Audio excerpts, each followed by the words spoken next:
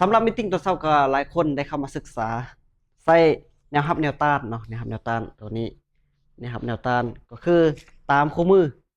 ในการเทรดตามคู่มือในการศึกษาในการลงทุนนี่ก็คือ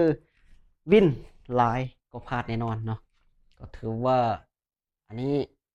เมื่อเช้านี้ก็เข้า8ออเดอร์เนาะแน่นอนว่าวิน4ออเดอร์ติดเนาะแล้วก็มาพลาด1กับวิน2ออเดอร์ติดกำไร75 เหรียญ75 เหรียญ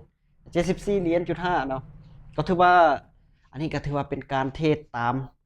มีแบบมีหลักการแบบมีเทคนิคโอกาสที่ว่าจะวินก็หลายกว่าพลาดแน่นอนนี่ก็จะมีหลายบทเรียนหลายความรู้ที่ว่าอัดแน่นอยู่ใน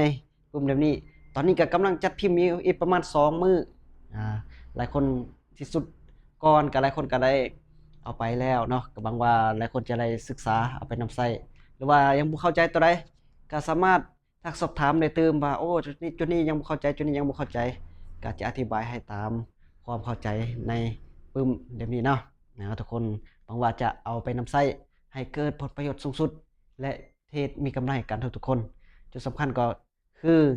อย่าลืมว่าการเทรดนี่ผลตอบแทนมันสูงเนาะผลตอบแทนมันสูงความเสี่ยงมันก็สูงเลย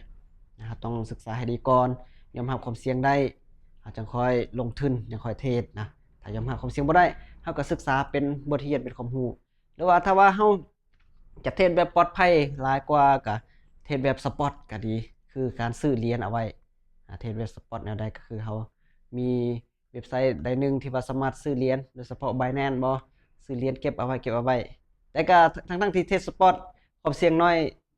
ทรงนี้ถือว่าราคามันร่วงลงก็ติดดอยก็เสี่ยงคือกันเนาะเอาอย่าลืมว่าอันนี้แหละทุกๆการลงทุนมีความเสี่ยงนะต้องศึกษาให้ดีเนาะ